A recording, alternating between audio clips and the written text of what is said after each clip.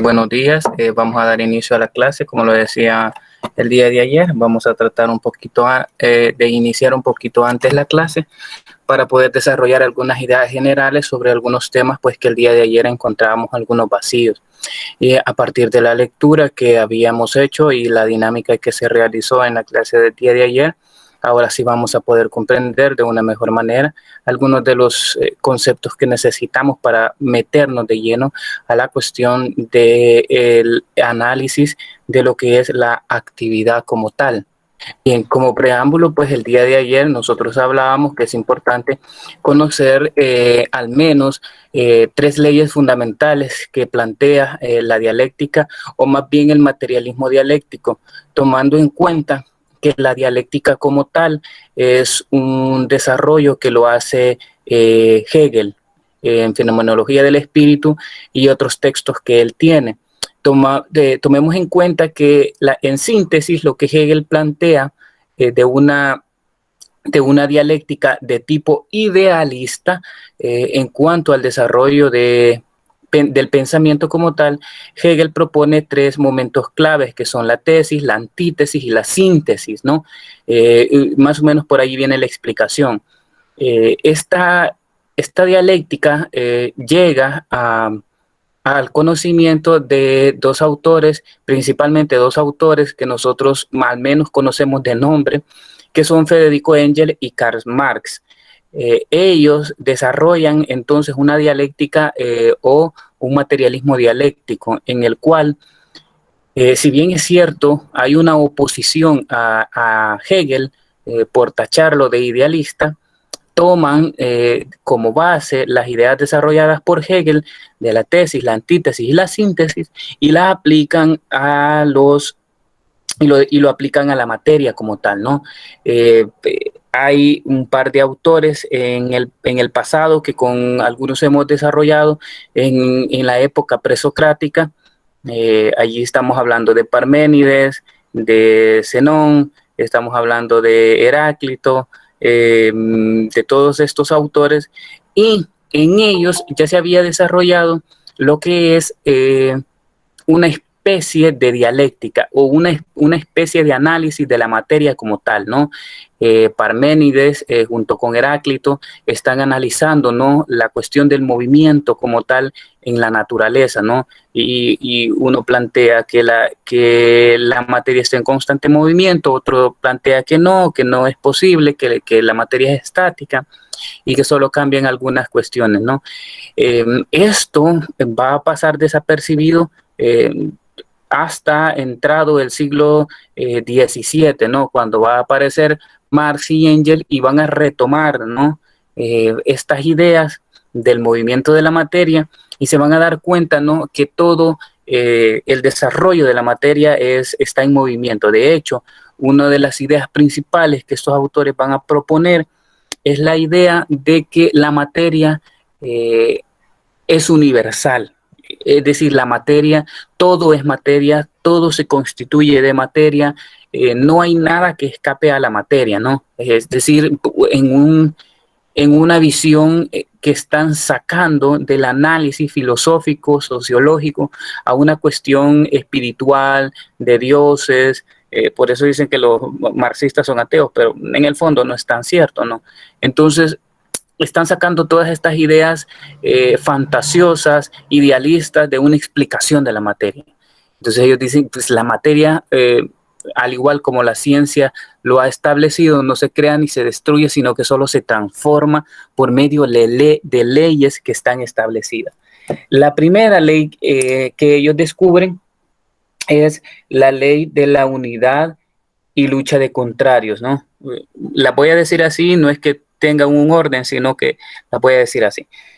Y ellos van a comenzar diciendo, ¿no?, que el mundo de lo material no es solo un todo de desarrollo, sino concatenado, unido. Es decir, todos los objetos que hay, todos los fenómenos que están aquí, no se desarrollan por sí mismos, dicen ellos, sino que no están de manera aislada, sino que están indisolublemente ligados. Es decir, como la materia está en un constante movimiento, no hay nada en la materia que no sufra la transformación a partir de la oposición de contrarios, ¿no?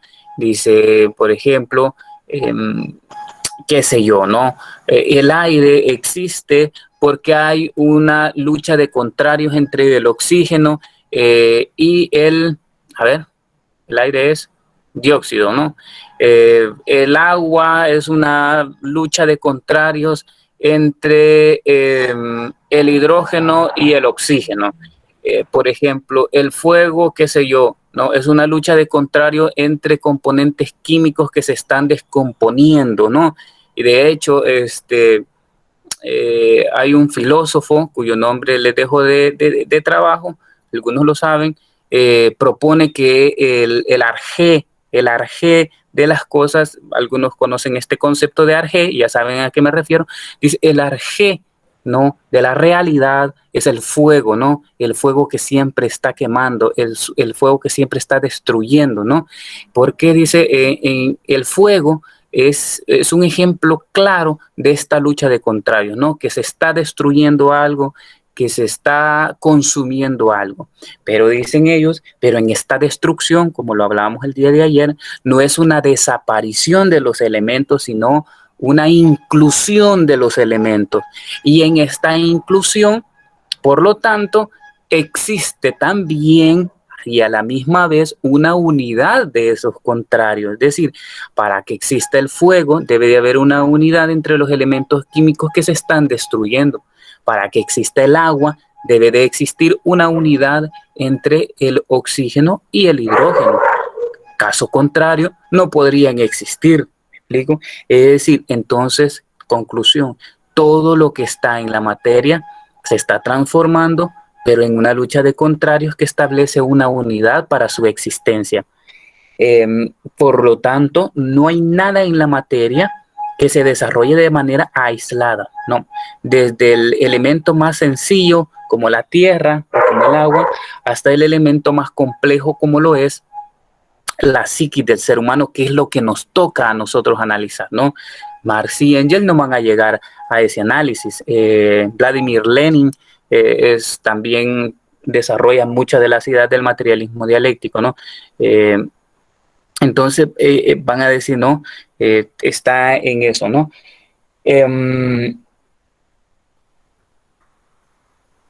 Estos elementos de la materia se están influyendo de manera recíproca entre ellos, ¿no? Esto ya lo expliqué, hay elementos que se influyen mutuamente y lo mismo sucede en nuestra psiquis. Hay elementos en nuestra psiquis que se están influyendo mutuamente. Ejemplo es las conexiones neuronales, por si alguien me dice, pero que no tiene aplicación en la psicología, o alguien podría objetar, ¿no? Y decir, eh, pues que esas son ideas eminentemente marxistas porque pueda que suceda el caso, y no, de manera objetiva. Yo estoy tratando de explicar este materialismo dialéctico del marxismo y tratando de que ustedes visualicen la aplicación en la psicología. Esta ley, esta unidad de lucha de contrarios sucede también en el cerebro, porque al final el cerebro es materia. ¿Y de qué está compuesto el cerebro? Pues de miles de millones de neuronas que se están uniendo, que están haciendo conexiones neuronales constantemente todos los días. Y en esas conexiones, obviamente, hay conexiones que están destruyendo otras conexiones. Cuando hablo de destrucciones, ya ustedes y yo sabemos que no estamos hablando de anulación o desaparición, sino de inclusión.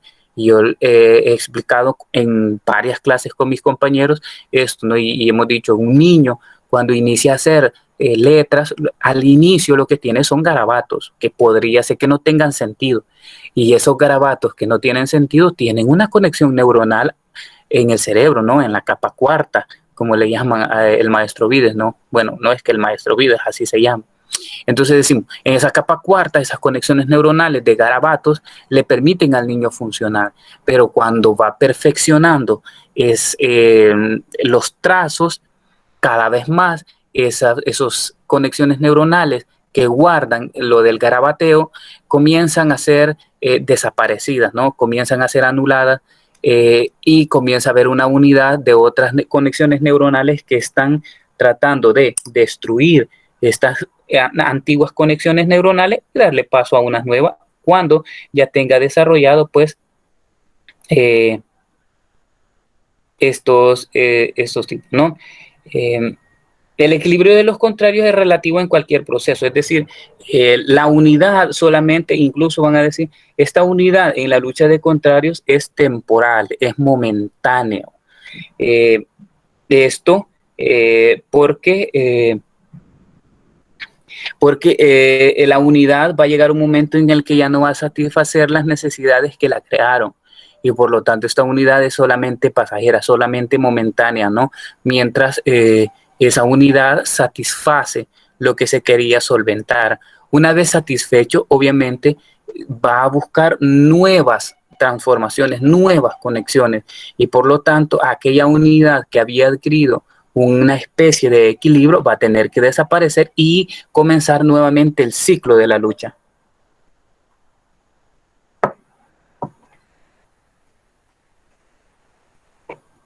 Luego vamos a ir a la ley del paso de la unidad, la ley del paso de lo cuantitativo a lo cualitativo. En esta ley se plantea, ¿no?, que los cambios, la ley del tránsito de los cambios cuantitativos a cualitativos, trata de cómo, o sea, como te pregunta, y de qué manera discurre el proceso de desarrollo, es decir, cómo se da, cómo es el proceso por medio del cual se está dando el proceso de desarrollo de la materia, ¿no? Y cuando hablamos de calidad, lo que estamos haciendo es lo que hace que un objeto, que una realidad, que algo de la materia sea eso y no otra cosa. Algo así como cuando hablábamos con los compañeros, con Aristóteles. ¿Se recuerdan ustedes cuando hablamos de la teoría hilemórfica, ¿no? ¿Recuerdan esto, compañeros? Por eso les decía que era importante. Entonces dice Aristóteles, la realidad no es una disyuntiva, la realidad no es una escisión, la realidad no es, digamos, un dualismo como lo había propuesto su maestro Platón, sino que ellos, dice Aristóteles, la realidad no es otra cosa que una unidad hilemórfica, hiles, ¿no?, y morfo, de forma y esencia. Entonces, Aristóteles va a distinguir entre la esencia y la forma, ¿no? Lo que hace que una cosa sea y lo que hace que esa cosa se presente como tal. Y la cualidad precisamente va a ser eso, ¿no? Lo que hace que algo de la materia sea eso y no otra cosa.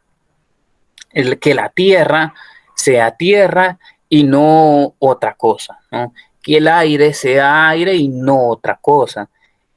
Por ejemplo, no los gases, el aire es un gas, pero el aire, ¿no?, como tal, la calidad sería lo que hace que sea aire y no helio, que es otro gas. ¿Estamos? Y en cuanto a la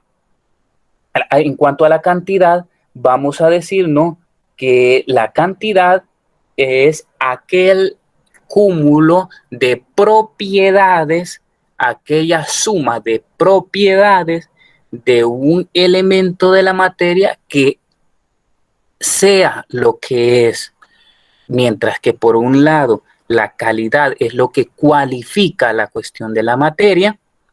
La cantidad dice precisamente el número de propiedades que posee esa determinada materia que hace que sea eso y no otra cosa. Pero como van a distinguir dos tipos de movimiento en la materia y van a decir, como la materia está en constante movimiento y tiene dos tipos de movimiento, por un lado el movimiento revolucionario y el movimiento evolutivo, mientras que uno de los movimientos hace referencia a los cambios dentro de las propiedades, los movimientos evolutivos son los que dan paso, ¿no?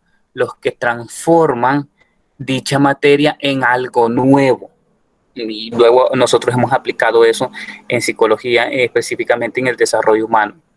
Entonces, llega un momento, producto del cambio, porque la materia está en constante cambio, van a decir ellos, llega un momento en que el número de las propiedades que posee una determinada materia ya no satisfacen a esa materia, pero la materia sigue en movimiento, pero el número de propiedades ya no basta, ya no satisface, ¿no? Y es como, quiero que piensen en esta imagen, es cuando usted está calentando agua y tapa la olla, ¿no? Y la olla comienza a calentarse, comienza a calentarse. Dentro de la olla está sucediendo un movimiento de la materia que es el agua, ¿no? Los átomos, la estructura química del agua está cambiando de un estado líquido. Cuando está en estado líquido es la cantidad, ¿no? Es el número de propiedades, el número de átomos que no se han desprendido todavía, que no se han destruido dentro, pero en la medida que el calor y la presión aumentan dentro de esa olla, cada vez más las propiedades, el número de propiedades que hace que el agua sea líquida comienza a cambiar por el movimiento que está sufriendo la materia, y llega un momento en que dichas propiedades ya no pueden satisfacer, ya no pueden mantener al agua en estado líquido. ¿Y qué comienza a suceder? Comienza a darle paso a un cambio cualitativo, es decir, un cambio en la esencia del líquido. Es decir, la cualidad que hacía que el agua fuera agua líquida ya no lo es. Es decir, las propiedades cambiaron, el número de propiedades cambiaron y por lo tanto el agua está cambiando. El agua ya no es líquida, el agua ahora comienza a ser gaseosa.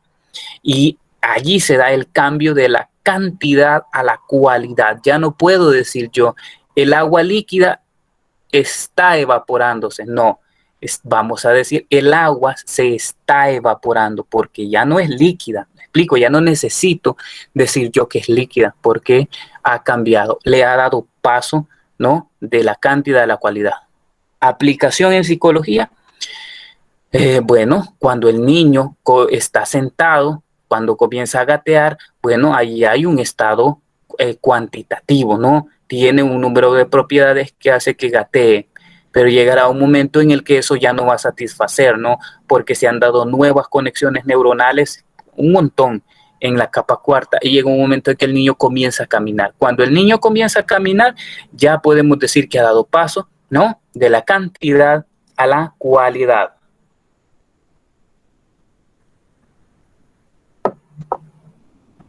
Luego viene la ley de la negación, bastante compleja. Esto porque, bueno, ¿y qué es la ley de la negación? Precisamente de la negación. La ley de la negación nos da, compañeros, a nosotros a conocer la dirección general, es decir, la tendencia del desarrollo del mundo material. Es decir, nos explica, si por un lado las leyes anteriores nos habían dicho cómo era que funcionaba la materia por medio del movimiento, esta ley nos permite a nosotros visualizar la dirección que va a seguir, nos va a decir cómo es que la materia va a estar en constante cambio. Y como es una ley, como es ya una ley establecida para la materia, pues no van a haber muchos cambios. Y es por eso que nosotros en psicología no mentimos, es decir, no somos charlatanes, somos psicólogos porque estudiamos estas leyes que nos permiten comprender cómo se dan los fenómenos y las problemáticas psicológicas en las personas, porque esta misma ley ya van a ver cómo es que la aplicamos.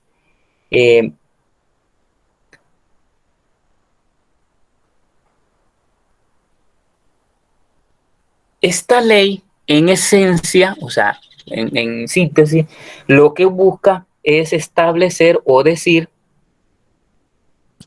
que en el desarrollo se va a producir negando lo viejo por lo nuevo. Todo en la materia, en la realidad, en el mundo psicológico, en el mundo sociológico, el desarrollo se da negando, ¿no?, lo viejo por lo nuevo. Es decir, si yo ahora he aprendido X cosa, que es eso nuevo que yo he adquirido, más adelante me voy a encontrar con un nuevo conocimiento que sustituye al conocimiento viejo, ¿no? Y esto es la negación de la negación, ¿no? Es decir, estoy negando lo negado. Va a decir, ¿qué madre es eso? ¿Cómo explicamos eso? El conocimiento que yo he adquirido en un determinado momento ya no me va a satisfacer para entender la realidad. Por lo tanto, lo niego, es lo negado.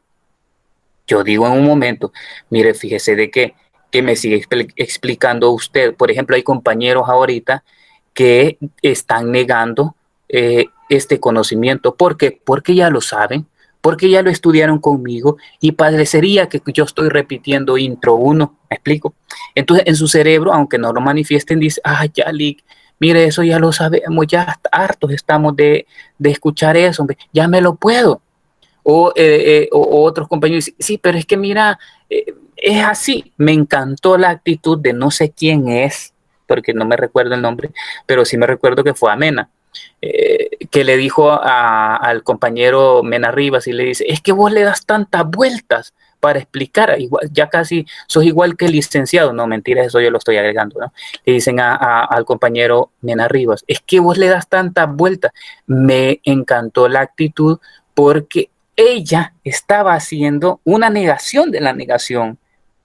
Esa conducta que ella mostró no es adrede, es producto de los cambios que se han dado en su cerebro, es producto de los conocimientos que ella ya tiene. Lo que pasa es que en el fondo dice, es que yo ya lo sé.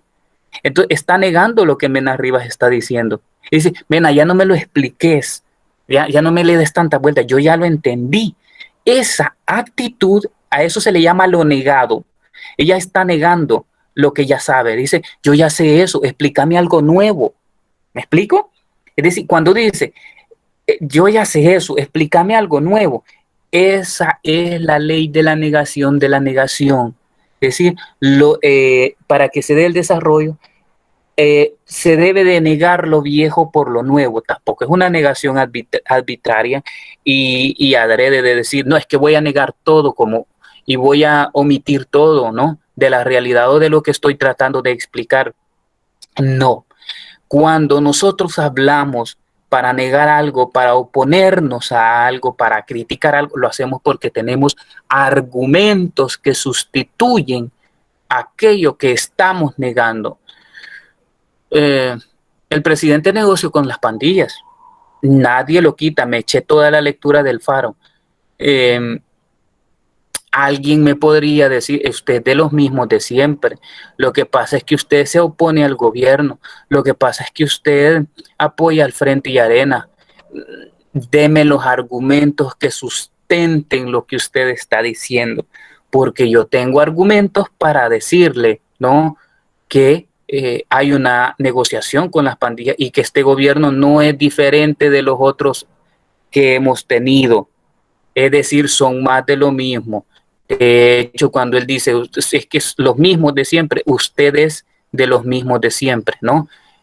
Porque la realidad me indica que es así, ¿no? Y cuando yo lo niego es porque tengo argumentos nuevos para decir que eso no es así. Entonces, vamos en esa explicación. También en la parte psicológica, ¿no? Es decir, es inconcebible un estudiante de psicología que diga sí a todo lo que sucede, ¿no? Si usted va a decir que sí, si usted va a negar lo viejo por algo nuevo, tienen que ser argumentados, no es porque se le ocurra. Lo viejo por lo nuevo, lo inferior por lo superior.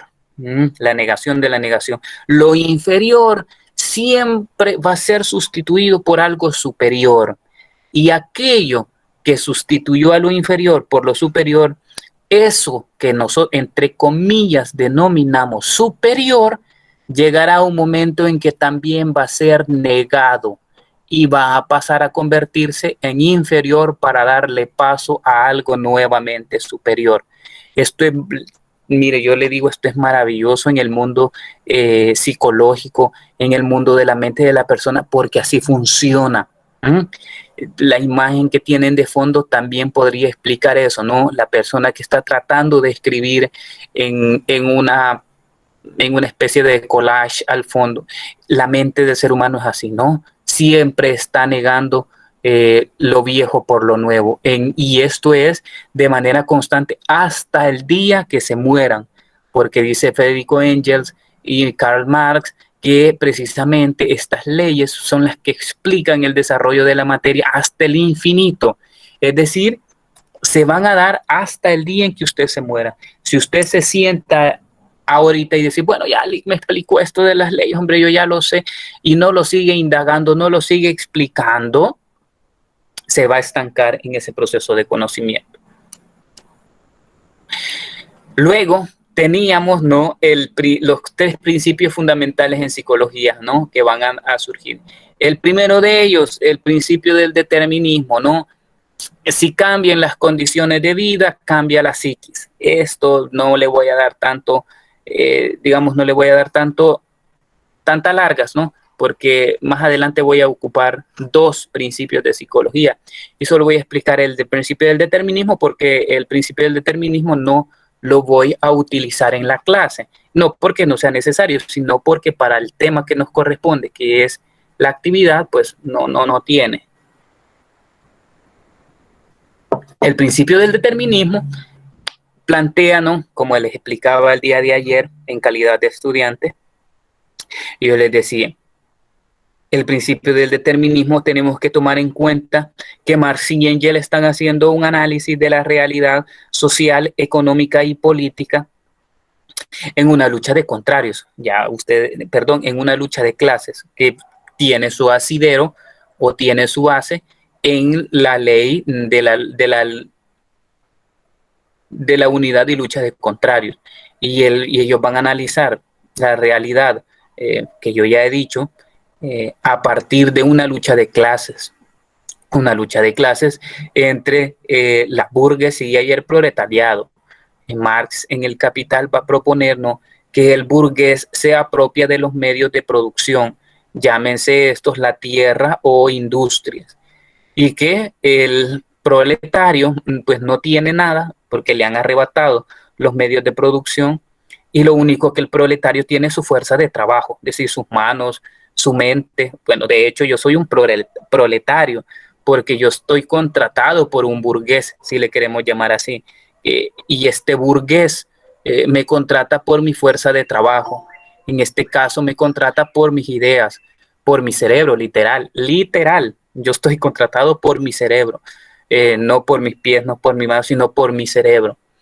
Pero hay otros proletarios que son contratados por la fuerza de su trabajo, por ejemplo, física.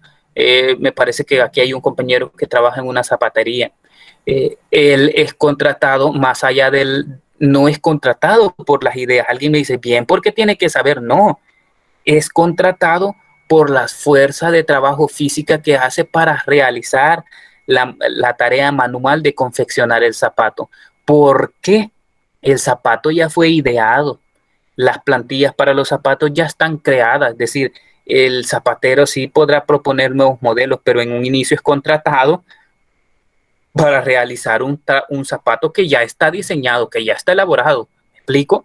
Entonces lo contratan por su fuerza de trabajo. Los campesinos que son proletarios son contratados por los grandes terratenientes por su fuerza de trabajo física para cosechar el maíz, ¿no? No son contratados por los conocimientos que tengan en cuanto a cultivo de maíz, son contratados para que de sol a sol siembren, limpien, cosechen, recojan, procesen y le entreguen el producto al burgués. Esto es lo que encuentran Marx y Engels en la realidad sociohistórica. Y llega Marx y va a decir, sucede que en esta relación burgués-proletario, el burgués de pronto descubre que tiene un exceso de ganancia y es lo que le va a llamar el plusvalía. Es decir, cuando el proletario trabaja, ¿no? Produce una mercancía, que la mercancía pues es una especie de fetiche, yo me podría ampliar en eso, pero no quiero, una especie de fetiche, ¿no? Y el burgués, esta mercancía, ¿no? La canjea, la cambia por otras mercancías, pero en esta mercancía tiene un costo de producción y tiene un costo excedente, ¿no? Y este costo excedente es lo que se le llama plusvalía. Entonces, quien crea la plusvalía no es el burgués. Quien crea la plusvalía es el proletario, pero el burgués se la quita, se la arrebata, se la roba, pues. Y en este desarrollo de la lucha de clases, que más o menos así vulgarmente se las he explicado, estas relaciones sociales que se están estableciendo crean, dice él, un medio social determinado en el que se mueven, en el que se dinamizan. Tenemos un medio social burgués y tenemos un medio social proletario, que no son iguales, dice Marx. No es lo mismo un medio social del burgués que el medio social en el que se mueve el proletario. No es lo mismo el medio social en el que se mueve los Imán, los Crit, los Pomas, los Murray Mesa, los Salazar. No son iguales. Es decir, no es igual porque tienen condiciones de vida diferentes. Alguien que pretende, y esto es lo que me encanta en el análisis social y psicológico, alguien cuando miremos los grupos en la cuarta unidad, voy a regresar a estos temas, ¿ok? Pues así es que ojo. Entonces dice, lo que sucede en estos medios, en este medio social es que hay grupos, dice él, hay grupos sociales determinados que están en constante comunicación, pero también igual que en la dialéctica, en constante lucha. Y hago una pregunta. ¿Ustedes creen que el presidente Nayib Bukele representa a las grandes mayorías? Tanto spot publicitario, que me gustó un comentario que se le hizo, este gobierno más parece una agencia publicitaria que un gobierno. ¿Y ustedes creen en esta lucha, en este medio social, porque es un medio social de burgueses, hay una idea de beneficiar a las grandes mayorías? No. ¿Por qué? Porque todos ellos son burgueses. Todos, absolutamente todos, son burgueses. Lo que hay es una lucha entre poderes económicos que se disputan el poder. Usted y yo solamente somos peones en ese juego. Y vaya que muchos salvadoreños caen redondos, ¿no? Usted solamente es el soldadito que mandan al frente de batalla a morir, como siempre y lastimosamente ha pasado en este país. ¿Quién pone los muertos? Los pobres. ¿Quiénes ponen los soldados? Los pobres. ¿Acaso usted vio en la guerra civil nuestra a los hijos de todos los burgueses de nuestro país luchando en la Fuerza Armada para defender de los comunistas y de los de la izquierda? ¿Acaso usted vio en las izquierdas luchar a los hijos de los comandantes? En algunos casos sí, pero no siempre. No es así. Esto es una mentira, esto es una pantomima. Ay, cuando yo digo esto, soy de los mismos de siempre. No, señor. Es un grupo en este medio social que se está disputando el poder.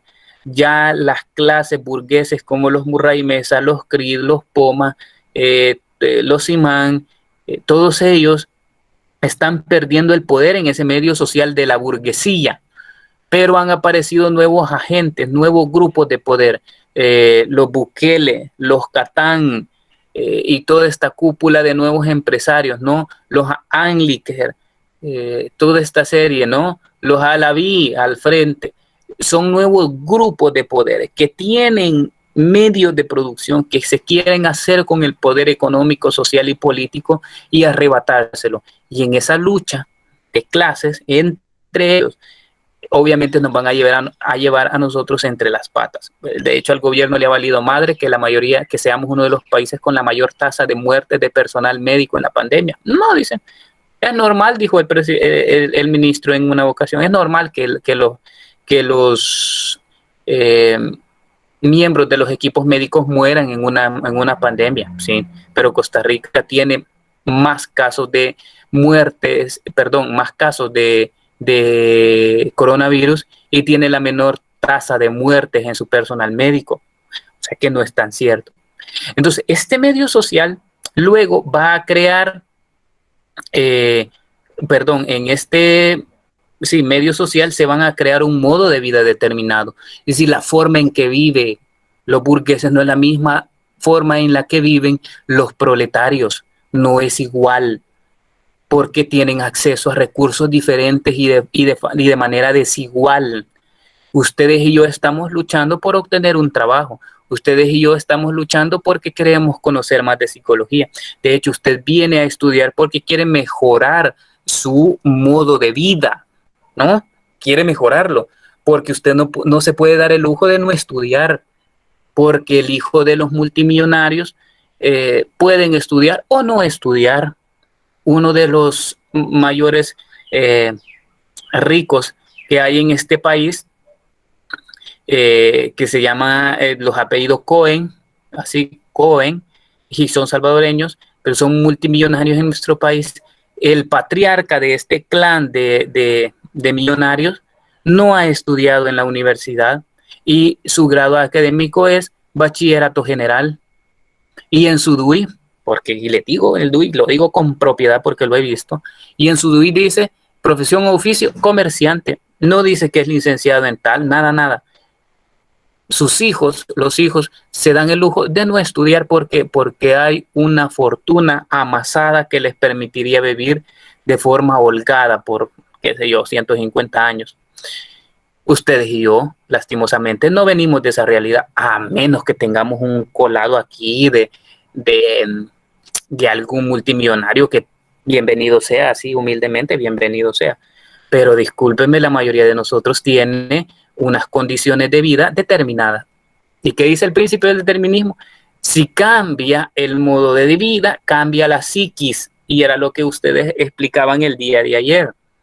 De repente, Marlon Eli se gana la lotería, se hace millonario de la noche a la mañana y de repente dice, me parece que Marlon Eli participa de una iglesia, me parece. Entonces dice Marlon Eli, ya me vale madre Dios, ya, esto de la iglesia, ¿para qué? Ya, ¿para qué estarme matando yo desvelando, gastándome mis neuronas de choto? ¿Para qué andar gastando mi combustible en esta gente pecadora que ya ni salvación tiene? Pues ¿para qué? Total, ya soy millonario. Dice Marlon Eli, perdón Marlon que lo ponga usted de ejemplo, dice Marlon Eli, ¿sabes qué? ¿Y para qué seguir viviendo también en esta colonia de gente cochina, de gente sucia, de que agarra la basura y si mira un solar solo allí lo agarra de basura? No, ¿para qué? Dice Marlon Eli. Bueno, dice, ¿para qué vivir en esta casa fea en la que estoy? No, con lo que me gané me voy a comprar una casa nueva en el Escalón, voy a amueblarla, me voy a comprar una camioneta, me voy a llevar a mi esposa y a mis hijos y nos vamos a ir a vivir al Escalón. Y como me he ganado la lotería, voy a dejar de trabajar y comienzo a tener un modo de vida diferente. ¿Cambia la psiquis? Sí, cambia la psiquis. En ese momento ha cambiado la psiquis, porque la forma de percibir, la forma de analizar la realidad ya no es la misma, porque ahora tiene acceso a recursos que antes no los tenía, porque ahora tiene acceso a medios que antes no los tenía. Y por lo tanto, él ya no puede seguir analizando su realidad desde las mismas categorías de su psiquis. Cambia la psiquis. Si cambia el modo de vida, cambia la psiquis. No. Y alguien decía, ¿y qué pasa cuando fracase? O porque los millonarios, si se hizo millonario de la noche a la mañana, va a tender a fracasar porque va a regresar a la misma condición. No siempre. Son excepciones a la regla. Pero lo que dice el principio del determinismo es que cambia la psiquis y cambia el modo de vida, al menos en ese momento, en ese cambio que ha hecho, ya dije que ha cambiado. O sea, se resulta redundante, pero es así. Aun cuando fracasara y se volviera pobre de nuevo, la psiquis le cambió en un momento determinado. Vamos a ver lo complicado que es este principio que se plantea en este materialismo, porque este principio explica por qué somos tan manipulables los salvadoreños. Porque esto lo vamos a analizar en la unidad 4 en la cuestión de los grupos, ¿no? En estas relaciones grupales siempre hay una facción, si le queremos llamar así, una facción de los grupos que intentan manipular la psiquis de los otros en beneficio propio y tratan de hacer cambiar la psiquis sin cambiar el modo de vida. Y esto es complicado porque muchos de ustedes caen en esta treta.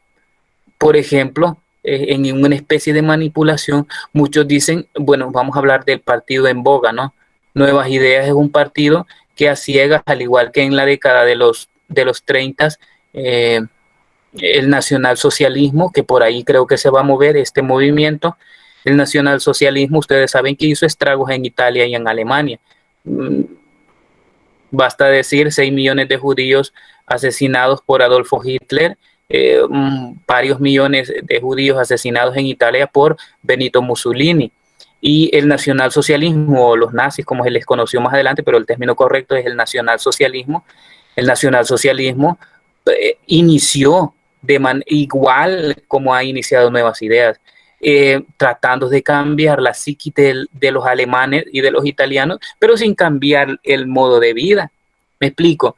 Hay una idea, por ejemplo, ahora todos dicen el tío Nayib. Cuando usted dice el tío Nayib, hay una idea de fondo. No crea de que, no, es que yo lo dije de manera autónoma. A mí nadie me manipula. Yo lo dije porque no, alguien está manipulándolo para que diga usted eso. Porque en el fondo está diciendo yo soy igual que él.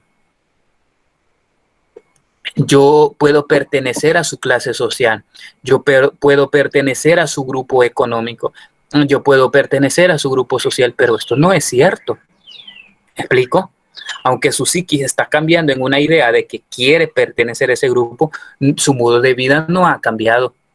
Y entonces esto se le llama manipulación y pasa por diferentes facetas, ¿no? Que Marx y Engels lo van a denominar de tentación, enajenación y alienación, tres conceptos claves de tentación. Si quiere luego lo busca, de tentación, eh, enajenación y alienación. Estos son los tres momentos o las tres fases por las que sucede esta manipulación. Y entonces de pronto dice, ya en la última fase en la que ya usted se perdió totalmente, o sea que ya no es rescatable, en la parte de la alienación. Y en la parte de la alienación usted dice, yo soy Nuevas Ideas, yo pertenezco a este grupo, pero sigue viviendo, por ejemplo, en la champa de la mitad y de cartón. Y usted me dirá, ¿y esto es nuevo en nuestro país? No, la manipulación psicológica se ha dado en nuestro país siempre. Al arenero, ¿de qué es lo tachaban? De arenero champero. Dice que pertenece al partido Arena, que es Alianza Republicana Nacionalista, donde los rojos morirán y bla, bla, bla, bla, bla. Y abraza a la niña Milenita aquí en Santa Ana y abraza a Arturo Magaña, que mata y asesina personas, ebrio hasta la madre y no le pasa nada, obviamente, y le hacen una prueba de alcohol 10 días después, obviamente, no seamos estúpidos, obviamente va a salir negativo, o sea, si al siguiente día ya te ha bajado la mitad del alcohol. Entonces, me explico, y dice que pertenece a pero sigue viviendo en su casa, humilde, sencilla, y la niña Milenita todo siempre le dice que le va a arreglar la calle y nunca se la arregla, sigue diciendo de terracería. Me explico, complicado. El Frente por Igual, así que no me digan que soy de los mismos, el Frente por Igual, ¿cuáles fueron los principios que pregonaban, ¿no? El interés de los pobres, las causas justas, las causas sociales? Mentira, lo utilizaron o no se utilizaron. Cada uno de nosotros en su momento ha caído en las mentiras de ellos. Me explico, ya seguir cayendo en las mentiras de este otro ya es el colmo. Entonces, porque hay una especie de manipulación, pero horrible, o sea, hasta bestial, diría yo, en palabras de un escritor, ¿no? Hasta bestiario, ¿no? seguir en esta treta. No, entonces, principio del determinismo, yo sé, si cambian el modo de vida, cambia la psiquis, ¿no? Complicado. ¿Y por qué son importantes? Es la gran pregunta, compañeros. Son importantes porque explican el desarrollo de la psiquis como materia a través de la historia. Son importantes porque son la base que me permiten entender y comprender por qué las personas piensan de determinada manera, por qué las personas incluso sufren de determinada manera. Son importantes porque me explican cómo se han desarrollado las ideas en las personas, en los seres humanos. Y también explica por qué somos explotados, por qué somos empobrecidos, porque somos manipulados, ¿no? Son importantes porque me explican la razón de ser de una ciencia como tal, que es la psicología. Sin estas leyes, sin estos principios, yo no puedo entender la psicología. Es simple, por eso yo el día de ayer les decía, no, vamos a parar porque dar una clase ahorita sería hablar en chino. Ahora ya no, pero son porque me permiten entender elementos claves de la ciencia de la psicología. Y voy a dejarlo hasta ahí, vamos a conocer, ¿no? Son dos principios que voy a utilizar para que nos adentremos al término de la actividad. El segundo principio es el principio de la unidad de la conciencia y la actividad. Ya usted sabe qué es la conciencia. Hemos estado analizando este tema con anterioridad. Y entonces dice, vamos a ver esa unidad entre conciencia y actividad. La conciencia forma el plano interno de la actividad, su programa, y se forman los modelos dinámicos de la realidad. Perdón. Es decir, en el principio de la unidad de la conciencia y la actividad, el papel que le corresponde a la conciencia analizada desde las diferentes formas en las que lo hemos hecho, no tiene otra cosa, digamos, no tiene otra tarea que la de formar el plano interno de la actividad. Vamos a decir, me voy a adelantar, que actividad en este momento que sea sinónimo de comportamiento, aunque no es así, pero para que me comprendan, para que me capten la idea, actividad, digamos que es sinónimo de comportamiento, de una conducta manifiesta, de un movimiento manifiesto, ¿no?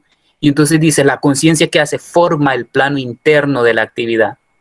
La imagen que ustedes tienen frente a ustedes, intento revelarles eso, ¿no? La señorita que está allí está analizando en una tablet algo, ¿no? Pueda que esté viendo el plano interno de la actividad. Es como que tu cerebro diga, ok, vas a hacer determinada conducta, pero no la vas a hacer de manera animalesca, no la vas a hacer a manera de tus instintos, como más adelante nos va a tocar estudiarlo, ¿no? Que la forma de la actividad del hombre no es la misma que del animal, ¿no? Porque el animal, eh,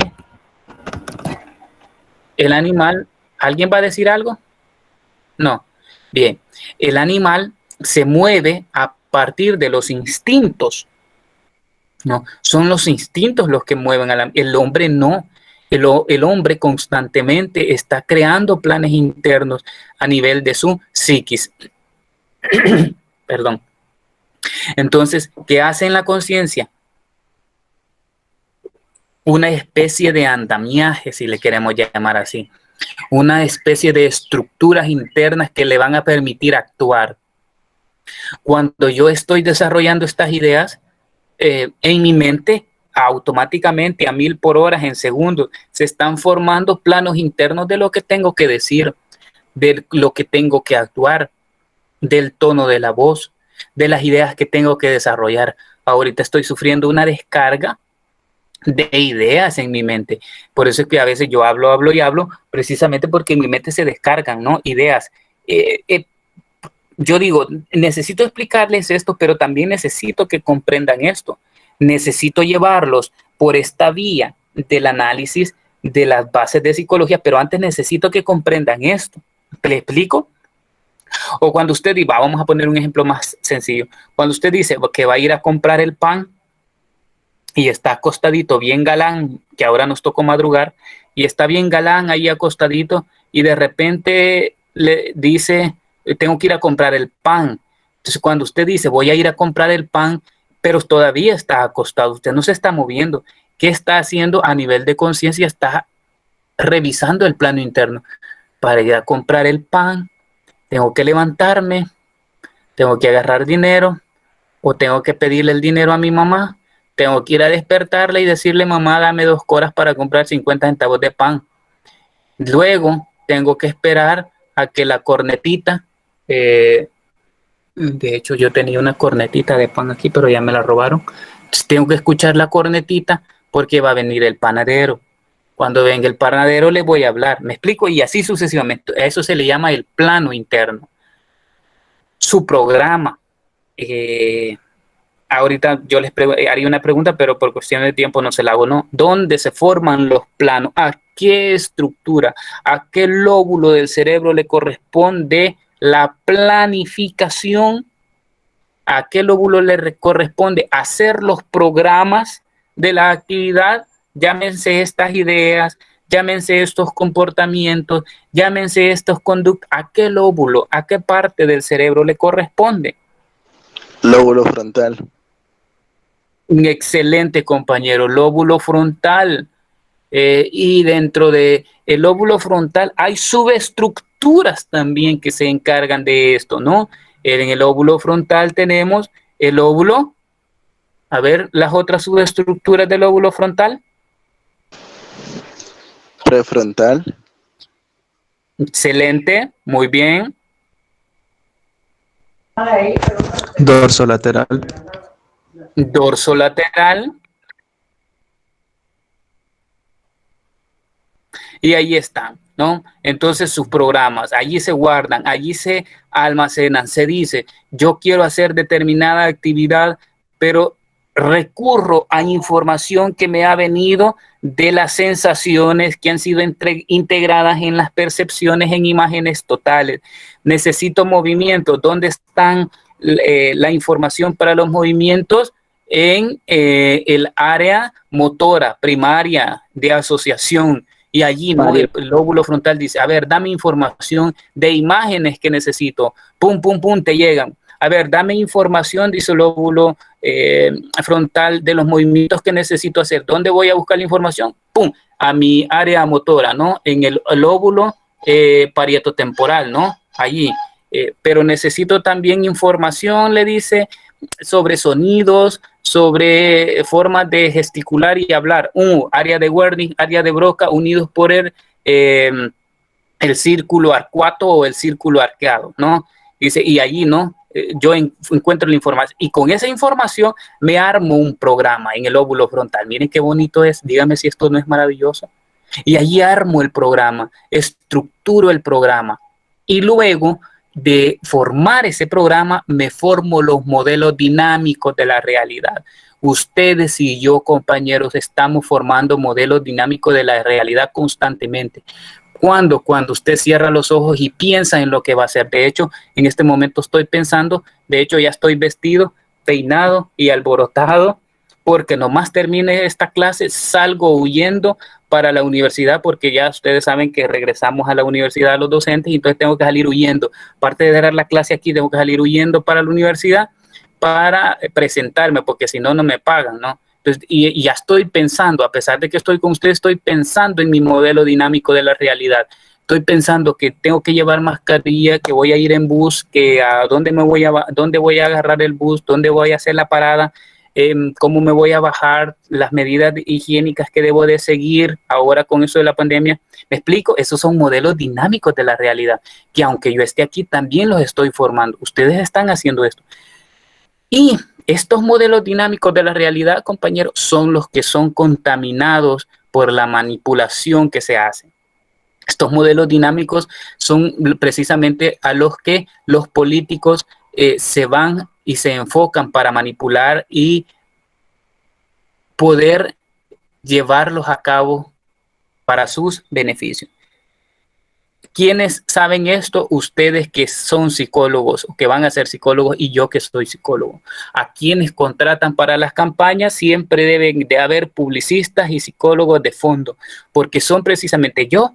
Si me contrataran un político, obviamente que no, lo voy a aceptar, pero si me contratara un político, lo primero que, y la mayoría hace esto, y algunos de ustedes seguramente son políticos y se van a ir por la política y van a utilizar estos conocimientos para eso, yo diría, ¿no? Y así se crean, compañeros, ¿no? A ver, mira, hay modelos dinámicos y hay que manipularlos. Hay esos modelos dinámicos de la realidad, tenemos que enviarle información a los salvadoreños para que hagan esto y estas conductas.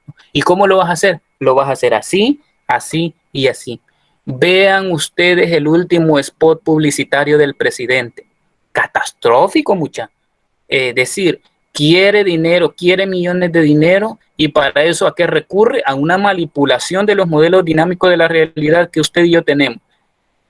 ¿Ya vio el montón de tumbas en Brasil que sacó? ¿Me explico? Es decir, hay una manipulación maquiavélica de las conciencias y de los modelos de la realidad por parte de este gobierno. Y por eso, para mí no tiene razón de ser. Porque la conciencia y los modelos dinámicos que se forman en la realidad son sagrados. Recuerden que la psiquis para nosotros es terreno sagrado, es una especie así como cuando a Moisés, creo que Moisés Jesús, Dios, bueno, que son la misma cosa. Dios lo llama, ¿no? En la zarza ardiente. ¿Y qué le dice? ¿Qué le dice cuando llega a la zarza ardiente? Quítate las sandalias de los pies porque el terreno que pisas es sagrado. Lo mismo pasa en psicología con nosotros. Ustedes, si realmente quieren ser psicólogas y psicólogos auténticos, la psiquis, la conciencia, estos modelos dinámicos que estoy hasta la madre de estarles explicando, son sagrados, son tierra santa. Para entrar a ese mundo, para entrar a esa conciencia, usted siempre tiene que quitarse las sandalias de los pies, porque usted va a tener la capacidad de entrar al mundo de la psiquis de las personas, pero usted tiene que hacerlo, ¿no? Con mucho cuidado, con mucho tacto, ¿no? Luego está no expliqué lo anterior, ¿no? Ahora, todos estos modelos dinámicos, el plan interno, ¿dónde se forman? Se forman en una unidad con la actividad, lo que yo hago, lo que yo digo, con lo que yo tengo contacto, con lo que yo miro, es lo que me va a formar la conciencia. Por eso yo les hablaba de la manipulación, cómo juego, cómo me comunico, qué digo, e incluso qué leo, ¿no? Incluso lo que ustedes leen modifica, ¿no? En una unidad lo que es la conciencia, y si modifica la conciencia, por lógica modifica los planos internos y la forma de analizar la realidad. Yo no puedo decir que el Faro es mentiroso, que el Faro ahora es un periodicucho en línea que no tiene objetividad como le acusó el presidente. Yo no puedo seguir como que si soy borrego, lo que él dice, sí, el Faro está en contra. No, voy y me leo el reportaje. Yo fui y me lo leí. Todo me lo leí. Y miren, es espeluznante. Es de verdad, es una asquerosidad de los políticos. No hay nada diferente en esta tregua de la tregua de Funes. ¿Me explico? Nada. Todos son iguales. Estos políticos todos son iguales. Automáticamente después que aparece el reportaje comienza el aparataje publicitario del gobierno central a desmentir adrede, ¿no? A inventar una serie de cosas, y entonces esto me decepciona en lo personal en la clase política de nuestro país. Me decepciona porque es más de lo mismo. En este país es como una, ¿cómo les digo? Este país es una tierra de nadie. Realmente incluso yo me pregunto hasta qué punto es viable o es salvable este país. ¿Me explico? Una cortina de humo. Sí, hasta qué punto lo que existe en este país se pueda salvar. Con la clase de políticos que tenemos, no lo creo. Bien, y el principio del desarrollo de la conciencia en la actividad, ¿no? Es decir, era lo que yo estaba tratando de explicar. La psiquis puede ser analizada correcta y explicada de una manera adecuada solo si se la analiza como producto del desarrollo y resultado de la actividad. Es decir, permítanme un momento por acá. Voy a utilizar esto. Vamos a hablar primero de lo que significa el desarrollo, ¿no? Producto del desarrollo. La conciencia, compañeros, es decir, lo que hay en estas mentes, miren, lo que está sucediendo en estas cabecitas, ¿no? Que yo estoy diciendo acá, ¿no? Lo que hay allí, y digo hay allí porque concebimos que la psiquis está en el cerebro, ¿no?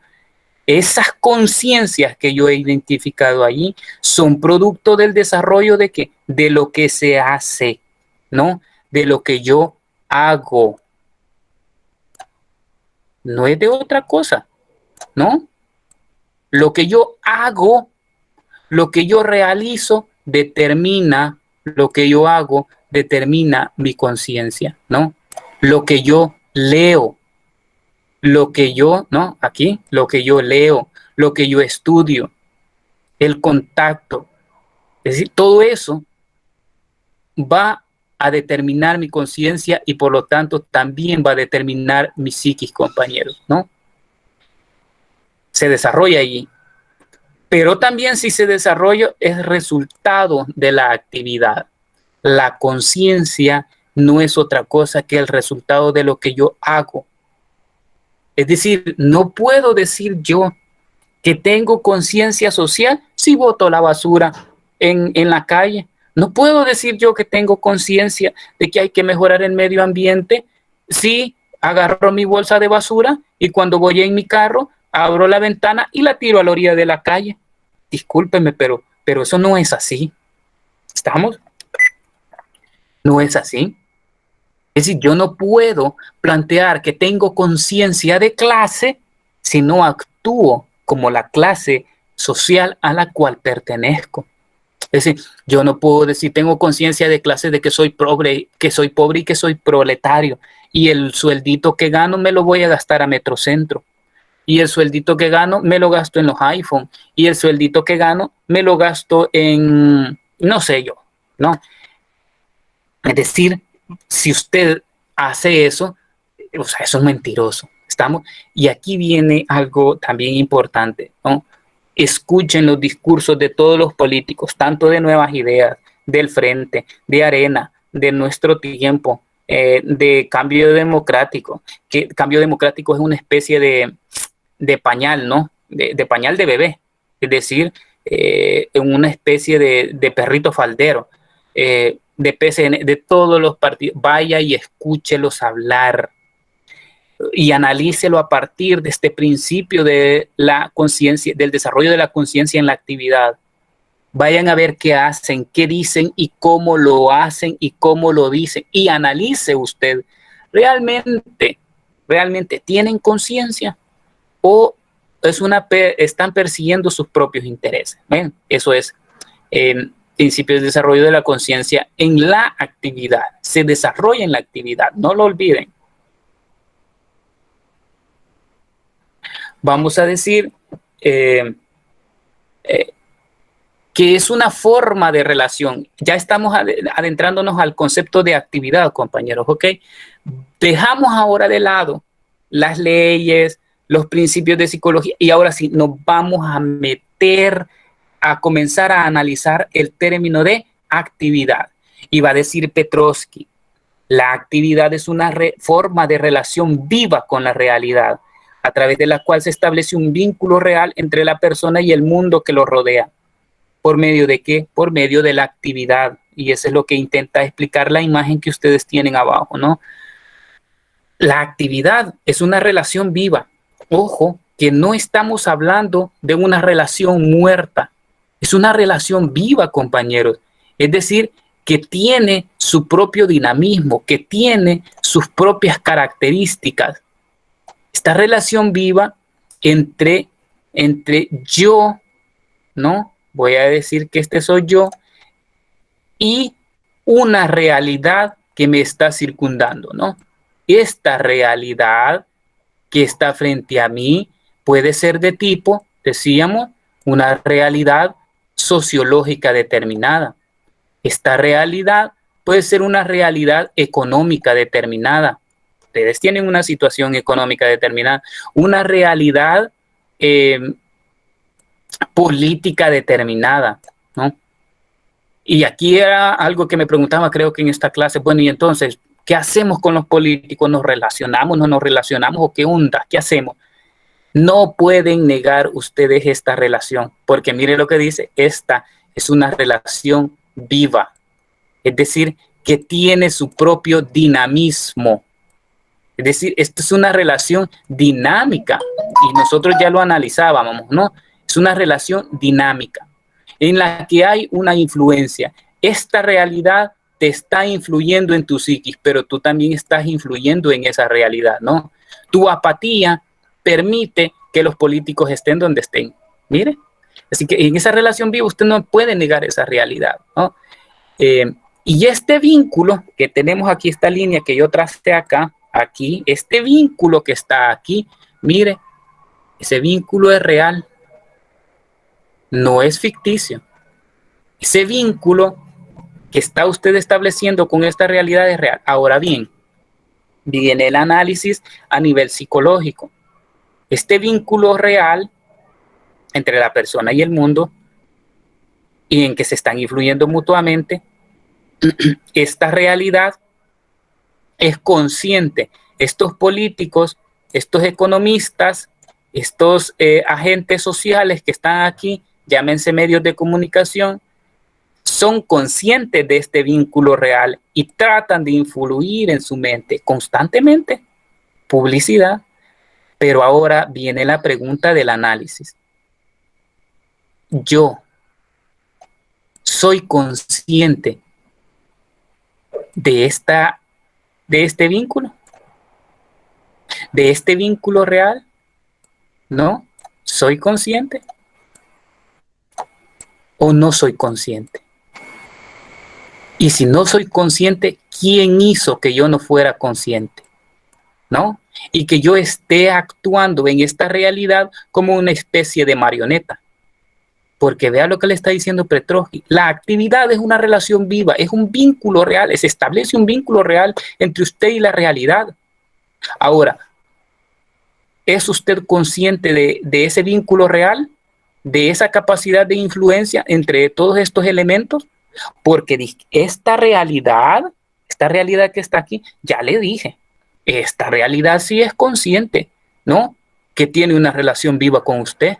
Porque en esta realidad donde están metidos los políticos, los economistas, los medios de comunicación social, las empresas de marketing que tienen contratado a personas, vamos a decir, este sujeto que está aquí, vamos a decir que este sujeto es el sujeto B, ha sido contratado por quién, por estos agentes. Y este sujeto puede ser usted o puedo ser yo, y él sí es consciente. Él sí tiene claro estos elementos que hemos dicho acá, ¿no? Y este sujeto que está acá, metido en esa realidad, lo percibe a usted en todas sus dimensiones. Ahora, ¿quién dice o es usted más bien consciente de eso? Es algo a lo que le debemos de poner ojo. Perdón por el asunto eso, ¿no? Vamos a decir, la actividad, por lo tanto, es la conducta manifiesta de las personas para la consecución de objetivos que se han planteado, es decir, las regularidades objetivas de la psiquis. La actividad, ya dijimos que es una conducta manifiesta, pero para mí, dice Petrovsky, hay actividad porque buscamos objetivos. Nadie se mueve, nadie dice, nadie articula un discurso, como por ejemplo el que yo estoy haciendo desde hace un buen rato aquí con ustedes. Nadie articula un discurso, nadie articula ideas, nadie monta una campaña si no tiene objetivos que perseguir. Ustedes, los que madrugaron desde las 6:30, aquí no estarían madrugando si no tienen un objetivo claro. Los que no madrugan los que no vienen a esta clase no tienen objetivos claros. Por lo tanto, están manifestando actividades en una especie de a lo que caiga, ¿no? A lo buena de Dios, ¿no? Porque no han sido planeados. Cuidadito con andar persiguiendo objetivos que no estén planeados. Y ya dijimos, esta palabra planeado que tiene que ver con la diapositiva anterior, ¿se acuerdan? ¿Qué hace la conciencia? Crea los planes internos, crea los programas. Si yo tengo un objetivo, no puedo decir solamente quiero ser psicólogo. Ese no es un objetivo, disculpen. Este objetivo de quiero ser psicólogo debe de estar acompañado de un plan interno en su conciencia. Y usted sabe que para convertirse en psicólogo tiene que superar 34 asignaturas, que debe de pasar con mínimo 6, aunque eso sería malo. Debe de pasar con mínimo con 7 para no tener problemas. Usted debe de planear, que debe de estudiar, que debe de leer. No puede obtener las cosas solamente por venir. De hecho, yo lo vaticino algunos. Yo esperaría que sean poquitos. Van a dejar la asignatura.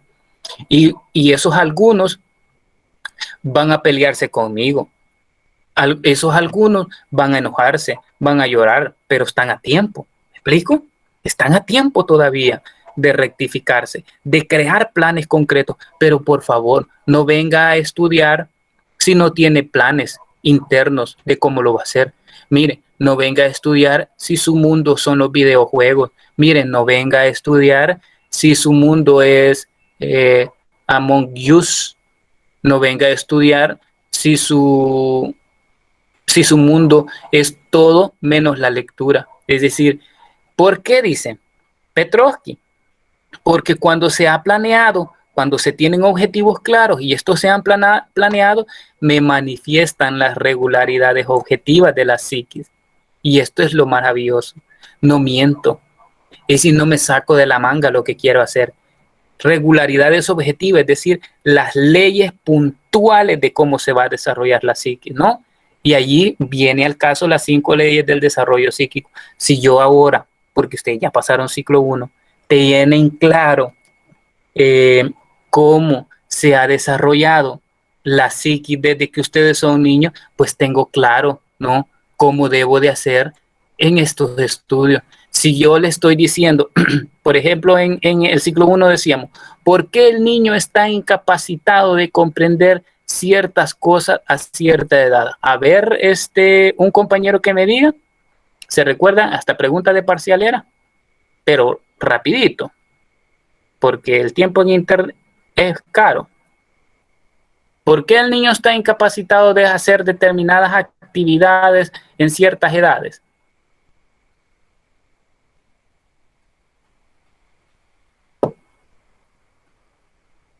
A ver, jóvenes, no sé, ya me durmieron.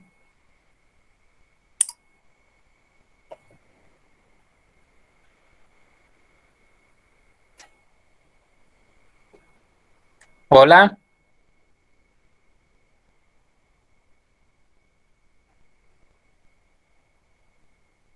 Jóvenes. ¿Por qué el niño está incapacitado de hacer ciertas actividades? A ver, como a Marlon he utilizado de ejemplo toda la mañana. A ver, Marlon.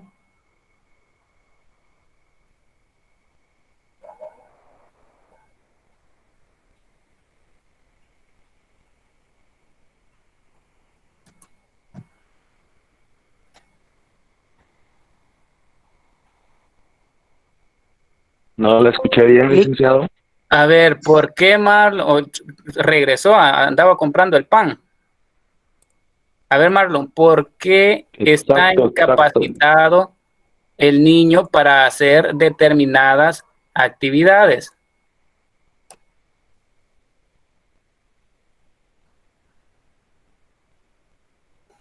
No nos compliquemos. Porque aún, ¿Por qué, Marlon? no tiene, bueno, ¿de qué edad también? De todas las edades. Eso está en el desarrollo de una de las leyes.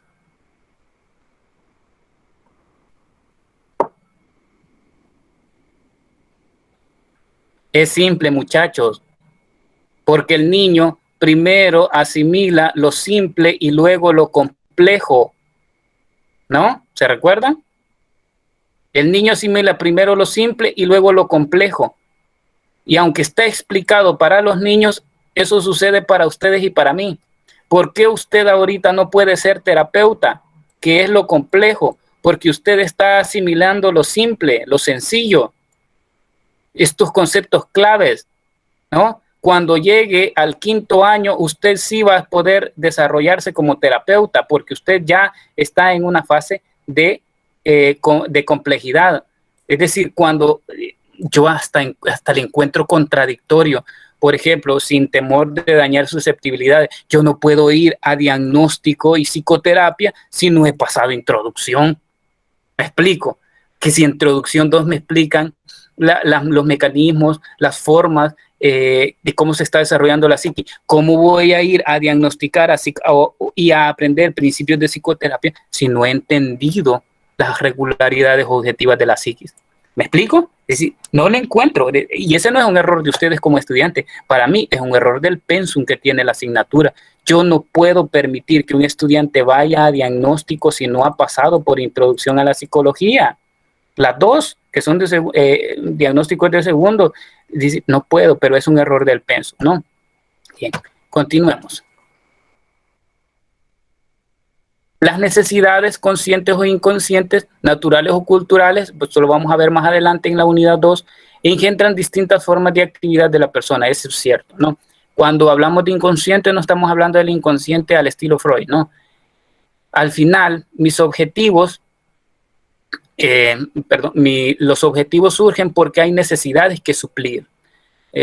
Yo hago determinada conducta, determinada actividad, porque necesito solventar algo que yo ocupo.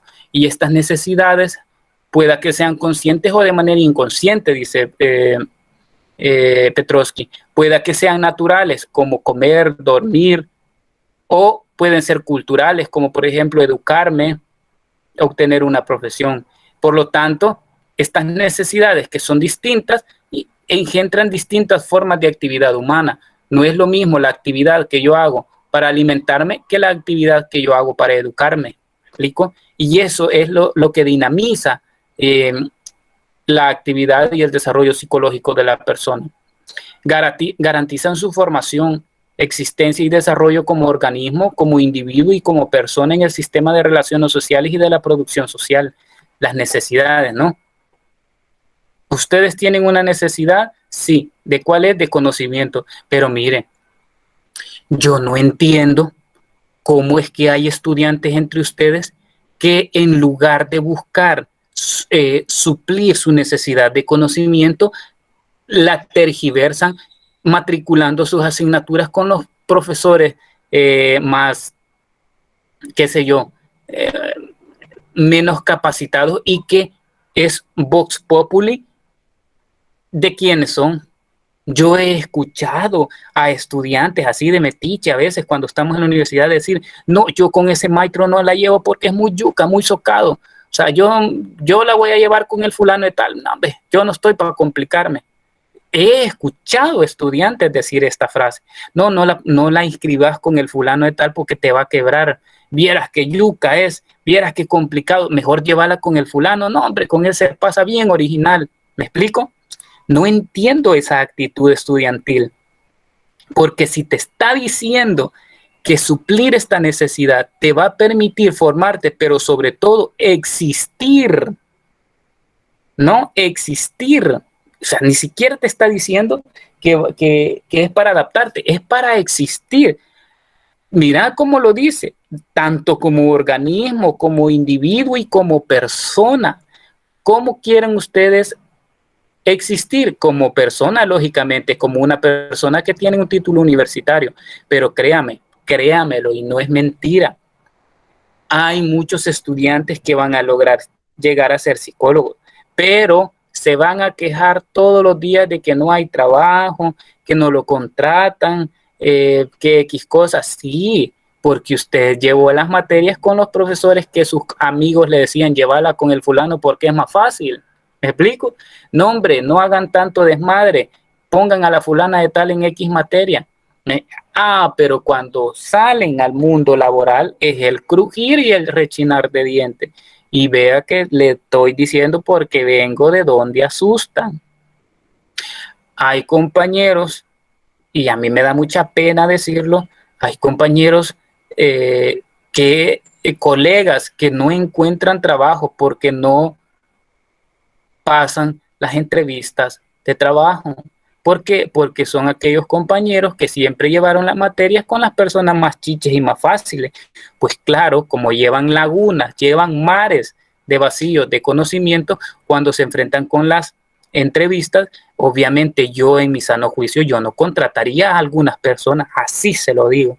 Yo no lo contrato, ¿me explico? O sea, porque pongo en riesgo mi cabeza y mi credibilidad, y esto lo hemos analizado con los de segundo. Es decir, pongo en tela de juicio mi credibilidad. Yo, porque conozco a Marlon, que es al que identifico en este momento, y porque lo conozco, y luego me toca entrevistarlo para una entrevista de trabajo, pero yo vi que Marlon le valía chonga a la universidad. No estudiaba, solo se sacaba 6. La llevó en segunda como 4 materias. A Nantillos la pasó en tercera. Y luego llega Marlon a pedir trabajo y me toca a mí entrevistarlo y yo lo identifico y digo, así que usted es Marlon, el Limorán Arévalo. Mire qué interesante. Obviamente en ese momento no le voy a decir a usted, no le voy a dar trabajo por esto y esto, pero yo ya tengo un plan interno de esta persona. O sea, yo ya sé que va a ser rechazado. Yo no me voy a arriesgar a contratar a una persona que no tiene los conocimientos necesarios para desempeñar una función determinada. ¿Me explico? Así que, ojo, en esas relaciones sociales y de la producción social. Ahí está, ¿no? La relación que existe entre la conducta del animal y la del hombre no es igual, porque no está orientada por los instintos. ¿Vea? Por más que quiera decir, ¿no? Cuando analizamos la ley del desarrollo psíquico de los factores biológicos y sociales, hacíamos también esta pregunta. ¿Puede un animal, puede un chimpancé tener conductas o prácticas humanas? Y decíamos nosotros tajantemente a estas alturas del partido, no puede, jamás. Digamos, ¿por qué? Porque no es humano, porque no tiene un cerebro humano. Y segundo, porque el animal se mueve, sus actividades se mueven y están orientadas por los instintos. El hombre y la mujer, aunque a veces pareciera que es así, no se mueve por los instintos, no se mueve por las pasiones, si le queremos llamar así, ¿no? No se mueve por eso, se mueve por objetivos, se mueve por necesidades que son conscientes para la persona, porque crea mecanismos, porque crea planes de trabajo para desempeñarlos y llevarlo a cabo. El hombre y la mujer que se mueven a base de instinto, algo sucedió en esa formación, ¿no? Recuerden que yo estoy analizando esto desde algo sano, desde algo bueno. Obviamente estas regularidades objetivas sanas les van a permitir comprender las excepciones a la regla, porque usted me dice, pero Mireli, y tal cosa, ¿por qué sucede? Bueno, analícelo. Si alguien se mueve de manera instintiva, usted ya sabe que se está comportando de manera animal y por lo tanto huya de esa persona.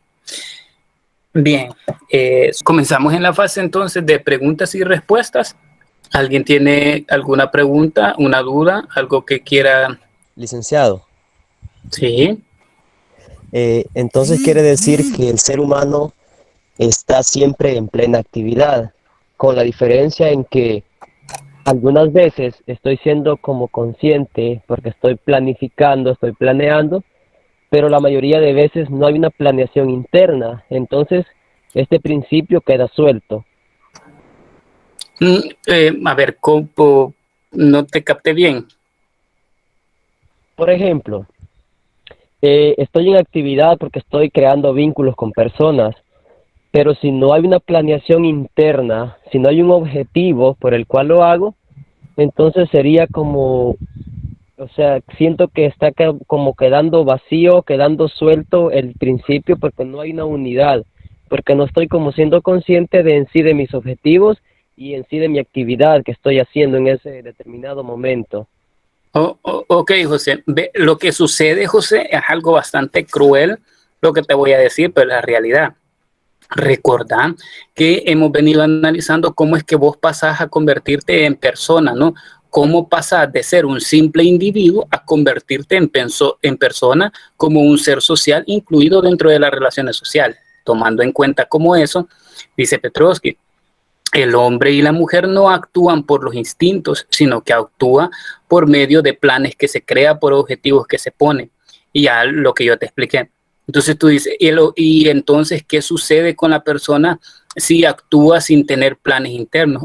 Lo que sucede entonces, José, es que en el proceso de conversión de individuo a persona algo sucedió y no sabemos por cuestiones políticas, económicas, sociales o lo que tú quieras llamar, hay muchas personas que no hacen el tránsito de individuo a persona.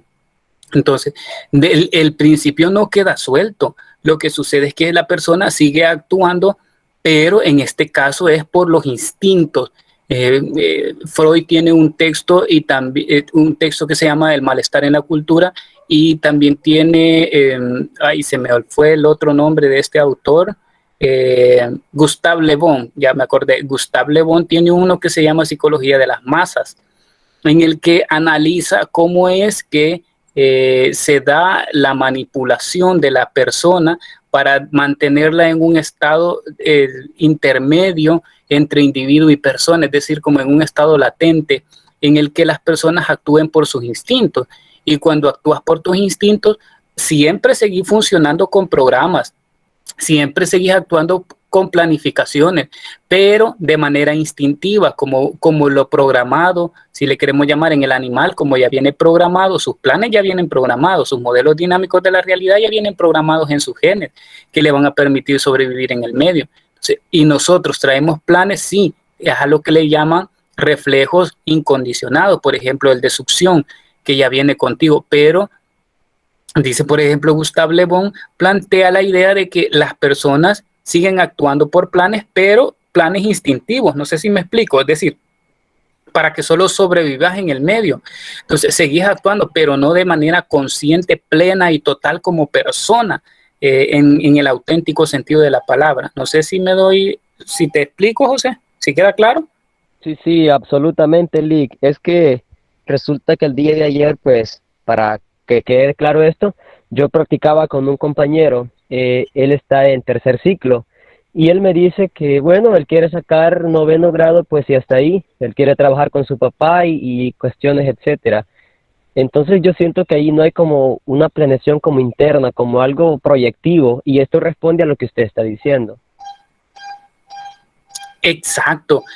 Habría que ver qué edad tiene el compañero. Si es un adolescente, es normal que estos todavía no se desarrollen, porque recuerden que ustedes que estamos metiéndonos al rollo de la personalidad, pero recuerden que en el caso de la adolescencia, que es cuando más o menos está en noveno grado y todo eso, no hay un desarrollo pleno total de la conciencia, ¿no? Pero si fuera una persona adulta, obviamente está respondiendo a una cuestión de una sobrevivencia en el medio. Eso podría dar una explicación, aunque cada caso tiene sus particularidades. Licenciado, Dígame, Gaby. entonces, ¿a qué se refieren sí que hay necesidades que son inconscientes? Cuando Petrovsky habla de las necesidades inconscientes, también está tratando de plantear la idea, Gaby, más adelante lo vamos a analizar, de que hay necesidades que responden a los instintos, por ejemplo, la sexual. Esa es una necesidad inconsciente.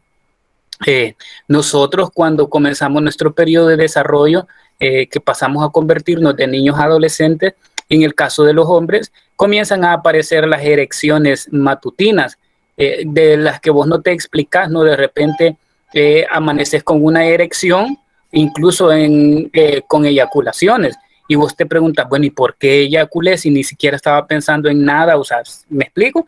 ¿O por qué amanezco con una erección si no me he estimulado? Y en el caso de las niñas también comienzan a suceder esas sensaciones de placer, por ejemplo, es cuando comienzan a descubrir su clítoris y que le produce placer. Entonces, esto Dice Petrovsky, esto es de manera inconsciente porque es algo natural propio del desarrollo humano. Es decir, nadie puede negar que ha pasado por estas etapas, todos hemos pasado por ahí. Pero dice Petrovsky, estas necesidades que son inconscientes, que responden a un instinto, más adelante lo vamos a explicar, dice, estas necesidades no se satisfacen como lo hacen los animales, que aunque son necesidades inconscientes, van a tener un modo determinado, un modo socialmente condicionado para satisfacerlas, pero no son conscientes, sino que son inconscientes. Más adelante, conforme pase la educación, la sociedad te va enseñando, por ejemplo, cómo se satisfacen estas necesidades que son instintivas, que no las está negando, porque no está negando lo instintivo en el hombre, lo que está negando es que nos movamos por los instintos. No sé si me doy a entender, Gabriela. Sí, lo entiendo. Y tengo otra pregunta también. Sí. Que digamos lo que usted mencionaba, que las personas tienen como objetivos y forman planos internos, a veces de manera inconsciente, de manera instintiva. Entonces, ¿cómo se da eso? Porque, o sea, ¿cómo es la forma en que se llega a eso en una persona? Gabriela, lo mismo. Vamos a ver algo con la parte de sexual, ¿no? Ustedes y yo, en la adolescencia, no, yo creo que todos hemos pasado esta etapa, planes internos de esta forma inconsciente. Bueno, yo me imaginaba cómo sería mi primera vez de las relaciones sexocoitales. Yo me imaginaba una muchacha de determinada manera, de determinada forma. ¿Qué son esos, Gabriel y compañeros? Planes internos. Yo me imaginaba cómo la iba a conquistar. Yo me imaginaba cómo sería ese momento. Yo me imaginaba, qué sé yo, desnudo con ella. Yo me imaginaba X cosas. ¿Me explico? También son planes internos, son programas para llevarlos a cabo, pero obviamente esos planos internos que están allí, producto de la realidad, ¿no? Porque seamos claros, la realidad te da estereotipos de mujer, estereotipos de hombre, te da estereotipos de relaciones sociales, te da estereotipos de noviazgo, te da estereotipos de todo, ¿no? Entonces, ¿esos planos se están formando? Sí, Gabriela, se forman. Todos hemos tenido estos planes internos. Ahora, estos planos internos obviamente van a pasar un filtro, que es la cuestión de los modos socialmente condicionados. Pues todos llegamos a esta parte. No sé si me explico, Gabriela. Ahora, la forma, la manera, eso es lo que cambia. Sí, gracias. Ok.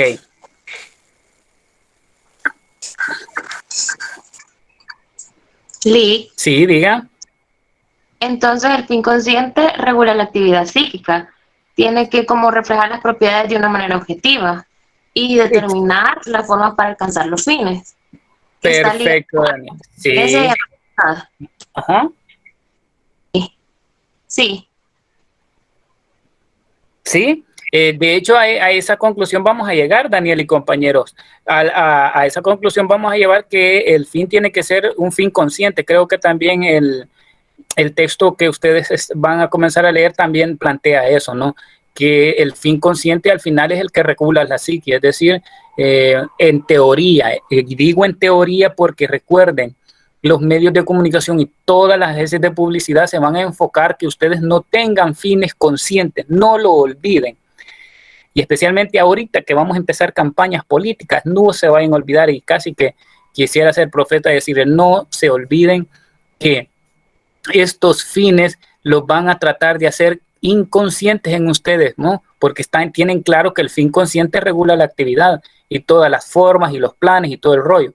Pero obviamente cuando yo quiero vender algo que es negativo para ustedes, necesito que ustedes no tengan fines conscientes, sino que tengan fines, qué sé yo, inconscientes o al menos momentáneos o pasajeros para poderlos manipular, ¿no? Recuerden, entre menos conscientes sean ustedes, más fáciles son de manipular.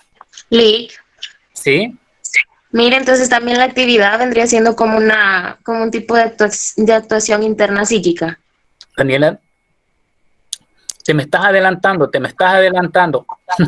pero excelente. De hecho, en eso vamos a concluir, Daniela, la otra semana. Ok.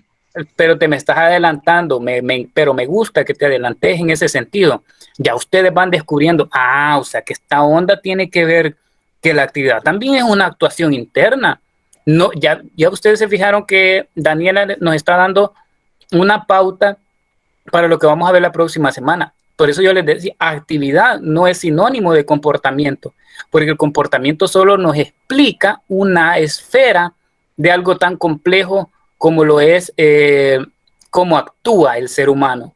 Y por eso nosotros llamamos a actividad, porque Daniela ya se adelantó diciendo, o sea, que la actividad es una actuación interna. Y vamos a también descubrir la otra esfera, que es la actuación externa. Entonces, actividad explica mejor todas las dimensiones del ser humano. Por eso decimos, si me decís comportamiento, entonces es muy reduccionista porque solo te quedas en una esfera, ¿ya? Pero eso lo vamos a ver la próxima semana, Daniel. Bien, vamos a llegar hasta acá, compañeros, porque yo necesito ahora salir para el trabajo. Y les deseo una feliz tarde. Muchísimas gracias por haber estado en clases. Sigan leyendo. Este va a ser siempre mi mandamiento. Es el 11º mandamiento. Lean mucho, lean los textos que tienen, miren videos, miren lo que ustedes, hasta películas si quieren, pero que les explique eso. Analicen la realidad a partir de los nuevos conocimientos que tienen, porque recuerden, la cuarta característica de la psiquis, ¿cuál es? A ver, ¿cuál es? No es que era práctica. Exacto, Ronald. La psiquis también es práctica, y si ustedes no practican, lo que no se practica tiende a extinguirse. Lo que yo he estado diciendo ahora, analicen lo que hemos hablado, traten de confrontarlo con la realidad y vean si es cierto o no es cierto, si les he mentido o no. Pasen feliz día, cuídense mucho, a leer mucho y nos vemos la próxima semana. Adiós.